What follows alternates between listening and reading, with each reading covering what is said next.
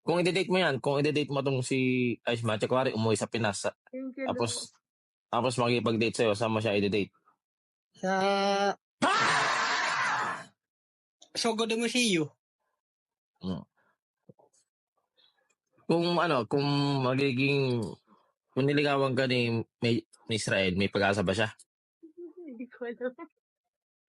Hindi alam. 50-50 ka pa rin, no? Si 50. Ang ina ng boses mo is matcha. Siyempre, Dapat kilalanin pa yung tao. tama. Ano pa din? Ha? Mahina pa din yung boses ko. Yan, sakto. Ilan taon ka na ba, Ice? 19. Kapal naman ang mukha mo. 35 ka na, pili ka pa ng tag na 19. Bakit? Bakit? Sino na mag-alaga sa'yo pag tumanda ako? Sa bagay. Alaga. Mas alsada na lang ako. Kung i-rate mo siya 1 to 10, na hindi mo pa siya masyadong kilala, anong rate niya? Sino? Israel nga. 1 to 10. 1 to 10? Nagsisinungaling ba ako?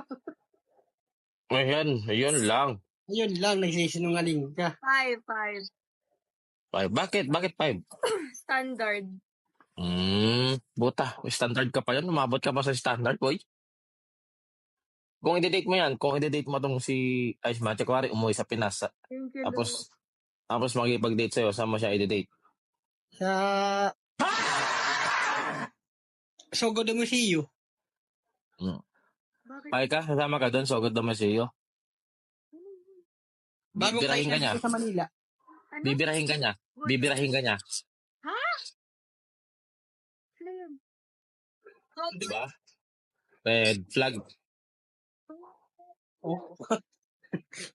Scientific ka. Red flag, no? Red flag. Ano yung sagudo?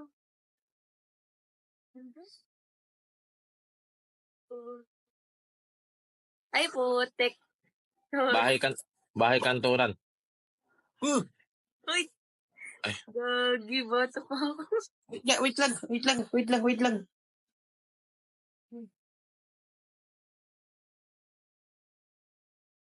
Gusto naman ang araw mo.